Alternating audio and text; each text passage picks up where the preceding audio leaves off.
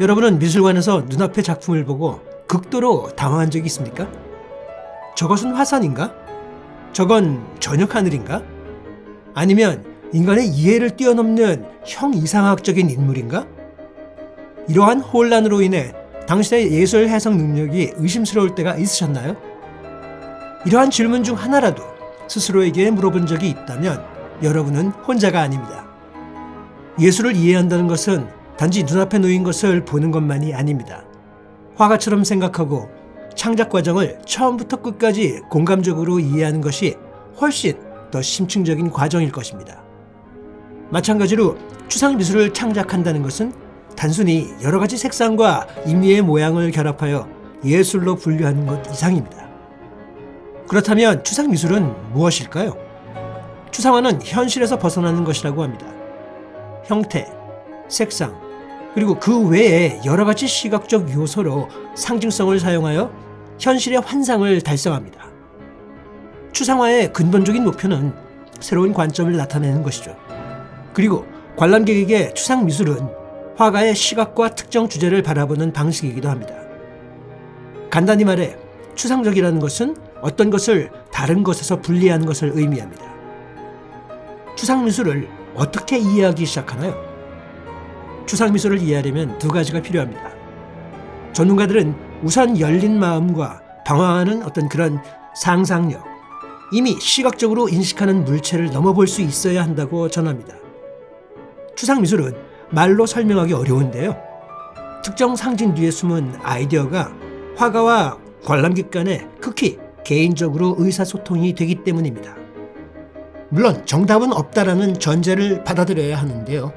인간으로서 우리는 마음이 평온해질 때까지 정답을 찾으려는 경향이 있습니다. 호기심이 가장 흔한 인간 감정 중 하나라면 그것은 또한 상대적으로 위험한 감정이기도 한데요. 추상미술의 경우 자신이 알고 있는 특정 정보와 답을 찾으려 할 때 사람들은 특정한 답을 찾으며 방황하게 만들 수 있습니다. 즉, 추상화에서는 그런 일반적인 답을 쉽게 찾을 수 어렵기 때문이죠. 우리는 추상화에서 시각적 요소 뒤에 작가의 이야기나 의미를 찾으려는 강한 성향을 지니고 있는데요. 이 부분은 추상미술을 이해하는 데 옳은 방법이 아니라는 것이 전문가들의 조언입니다. 추상화가 표현되는 방식은 전적으로 화가에게 달려있죠. 형태를 단순화하여 기본 형태로 표현하는 미니멀리즘이나 무의식적으로 물감을 뿌려 어떤 추상적 형상을 만들어가는 추상표현주의, 또는 다양한 관점에서 대상을 표현하는 큐비즘 등 정해진 방식을 사용하는 경우도 있습니다. 어떤 방법을 사용하든 최종 목적지는 동일합니다. 추상화는 생각을 불러일으키는 예술작품을 만드는 것을 목표로 하죠. 그렇다면 추상미술을 어떻게 보시나요? 이제 추상화를 이해하기 위한 예비 단계를 알았으니 기본적으로 추상미술을 어떻게 볼까요? 예를 하나 들어보겠습니다. 여러분이 오페라에서 지휘자의 지도에 따라 오케스트라가 연주하는 수많은 교향곡을 듣고 있다고 상상해 보십시오. 바이올린, 트럼펫, 트롬본, 컨트라바스는 하나하나에 집중하지 못할 것입니다. 대신에 마음이 교향곡 전반에 걸쳐 떠돌게 하고 각 소리의 고음과 저음, 뒤틀림과 회전, 인트로와 아우트로에 집중하게 됩니다. 마찬가지로 그림의 한 측면에만 빠져들기보다는 전체 이미지에 몰입할 수 있게 됩니다. 여러분은 추상화를 접할 때 처음 몇 가지 감정을 파악하려고 노력하면서 눈과 마음, 그리고 관찰 감각이 이리저리 돌아다니게 되죠. 추상미술은 각각의 개별 요소 측면에서 감상할 수 있습니다.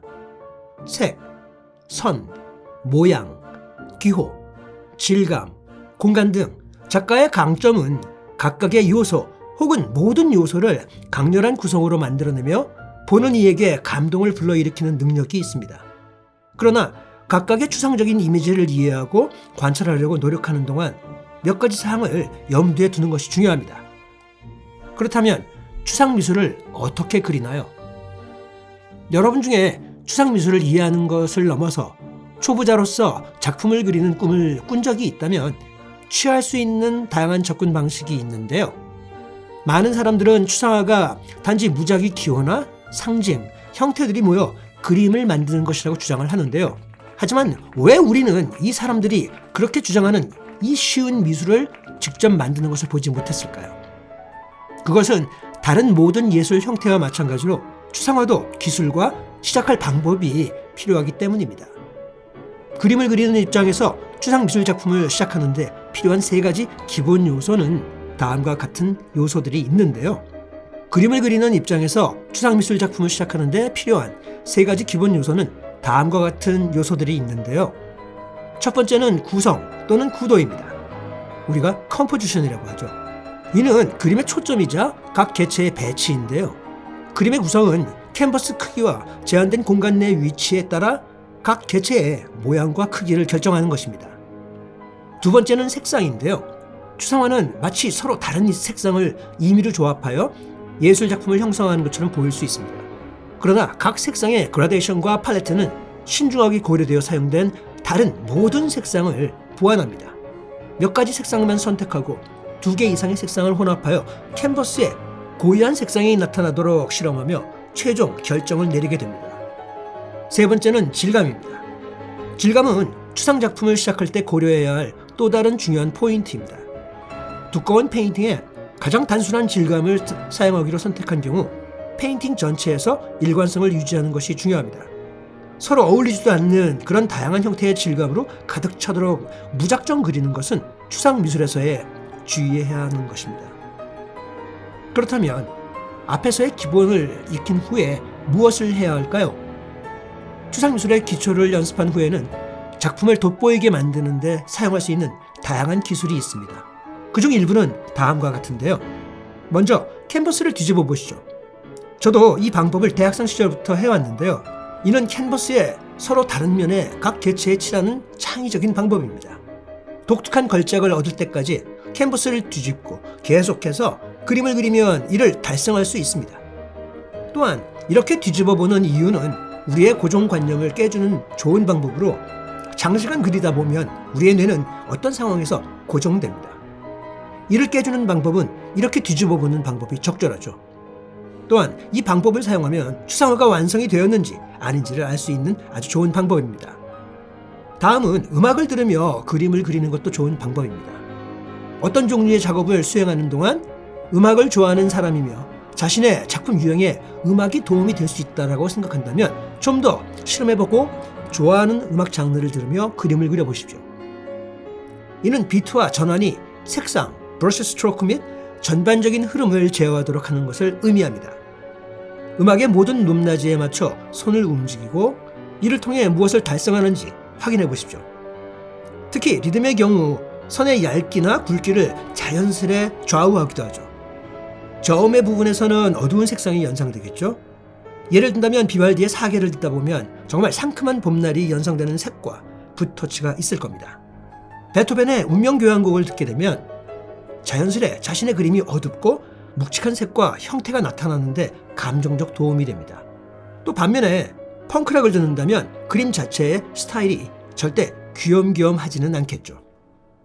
그리고 그 다음을 한번 보시죠. 다양한 매체를 가지고 놀아보면 어떨까요? 추상화는 페인트, 목탄, 파스텔 등에서 얻을 수 있습니다.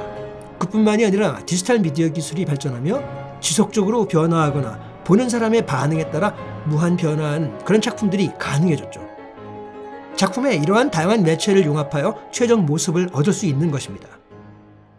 시작하는 데 필요한 모든 기술을 숙지하더라도 추상미술 작품을 그리는 것은 어려울 수 있습니다. 당신은 혼자가 아니며 어딘가에 갇혀 있는 것도 이해할 수 있다는 것을 아는 것이 중요합니다. 직면할 수 있는 다양한 과제와 이러한 과제를 해결하기 위해 사용할 수 있는 다양한 방법론을 알아보려면 여기 사례들을 한번 보시죠. 여러분, 추상미술의 기본을 이해함으로써 역사상 다양한 예술가들이 자신의 작품을 통해 이러한 기술을 어떻게 유지했는지 아는 것도 중요합니다.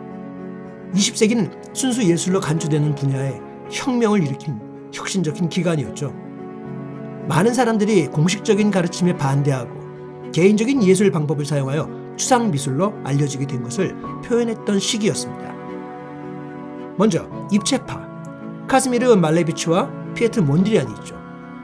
큐비즘은 이름에서 알 수 있듯이 캔버스 전체에 다양한 입방시의 모양을 형성하는 방법입니다. 러시아 화가 카즈미르 말레비치는 각 격자에 서로 다른 색상의 그라데이션을 사용하여 입체주의를 발전시켰고, 데스테일 화가 피에트 몬주양은 평면 격자를 그려 무한의 입체 개념을 묘사했습니다. 추상표현주의 잭슨 폴락과 윌렘 드쿠닝도 있는데요. 추상표현주의 회화는 몸짓을 이용한 추상화입니다. 잭슨 폴락의 물감이 떨어지는 캔버스 위를 걷는 것이나 윌렘 드쿠닝의 공격적인 분놀림을 드러내는 기법, 이런 화가의 문자 그대로의 행동을 묘사하는 것이죠. 두 화가가 모두 색상을 강조하고 자신이 작품을 그리는데 사용되는 감정 및 의도와 어떻게 일치하는지 강조했습니다. 자, 이번에는 바실리 칸딘스키의 독일 표현주의를 볼까요? 독일 표현주의는 인간의 감정과 일치하는 그런 포화된 색상 팔레트로 구성된다고 하는데요. 독일 표현주의 화가 바실리 칸딘스키는 자신의 감정을 생생한 채색 그림으로 표현하는 것으로 유명합니다. 그는 음악도 어떤 형태도 보여주지 않으면서 현실을 표현하는 능력을 지닌 추상화에 해당한다고 믿었습니다. 마지막으로 야수파와 올피즘을 볼까요? 바로 앙리 마티스와 조지아 오키프가 해당되죠. 추상미술은 3차원성을 거부하는 것이며 야수파와 올피즘은 모두 바로 그러한 시도를 합니다. 전자는 임의의 색상을 사용하여 물체를 묘사하는 반면 후자는 실제 물체가 아닌 밝은 색상 패치를 사용합니다. 앙리 마티스와 조지아 오키프는 예술 기술을 복잡하게 정의하는 색상과 패치를 사용하는 것으로 유명했습니다. 많은 사람들은 예술 작품이 이해하기 너무 쉽거나 너무 어려울 수 있다고 생각합니다. 기본을 모르면 앞에 어떤 작품이 있는지, 어떤 작품을 만들고 싶은지 파악하기가 늘 어렵죠. 물론 이 방송에서는 고려해야 할 매우 필수적인 몇 가지 사항의 표면적인 부분만 다룰 건데요. 핵심은 이전에 한 번도 가본 적이 없는 곳을 상상하고 생각이 떠돌도록 하는 것입니다. 여러분, 추상화에는 의미가 있을 필요가 없다는 점을 기억하십시오. 전문가들은 이렇게 얘기하는데요. 추상미술을 얻는 것은 순간적인 승리감을 가져오지만 그 작품의 막연한 신비로움에 잠겨 있으면 훨씬 더 오랫동안 그 즐거움을 누릴 수 있습니다. 어떠셨나요? 추상미술은 언제나 우리에게 어렵게 다가옵니다. 하지만 보는 사람의 입장이나 그리는 사람의 입장에서 추상미술에 대해 접근해 본다면 의외로 쉽고 친근하며 자유롭게 감상할 수 있다는 점을 아셨을 겁니다. 이렇듯 이런 몇 가지 원칙을 이해하고 감상한다면 추상미술도 여러분들에게 좀 더 친절하게 다가올 것입니다. 오늘 영상이 마음에 드셨다면 구독과 좋아요 많이 부탁드립니다. 그럼 다음 시간에 더 재미나고 유익한 내용으로 찾아오도록 하겠습니다. 다음 시간까지 안녕!